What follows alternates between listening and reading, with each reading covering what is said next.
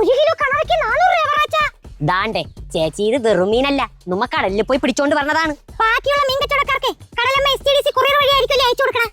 എന്റെ പൊന്നു ചേച്ചി, തൊട്ടപ്പുറത്തെ സാവിത്രി കൊച്ചമ്മയ്ക്ക് ഞാൻ ഇത് 500 രൂപയ്ക്കാണ് കൊടുത്തത്. നിങ്ങളായോണ്ടാണ് ഞാൻ ഒരു 400 രൂപയ്ക്ക് ഇത് തരണത്. എന്നാ പിന്നെ ഞാൻ തൊട്ടപ്പുറത്തെ വീട്ടിൽ പോയി നിൽക്കാം. എന്നാ എടുക്കാനാ? അപ്പൊ നീ ഇത് 300 രൂപയ്ക്ക് തരും. മാമ 20 രൂപയ്ക്ക് മീൻ, മോന് 20 രൂപയ്ക്ക് ഒരു ചാള വരാം. എന്നാ പിടിച്ചോ. മീനൊക്കെ ഇപ്പൊ പൊതുന്നാ തരുന്നത്, വെള്ളത്തിലിട്ടല്ലേ. എന്തെങ്കിലും ആവത്ത്. 100 രൂപയ്ക്കാണെങ്കിൽ ഈ കണവ ഞാൻ ഇപ്പൊ എടുക്കും. ദേ ചേച്ചി, പിന്നെ 100 രൂപയ്ക്ക് നമ്മ ഈ കണവെട്ട് വെച്ചിരിക്കണ ഐസങ്ങ് തരാം. കൊണ്ടുപോയി റോസ്റ്റ് ചെയ്യ്.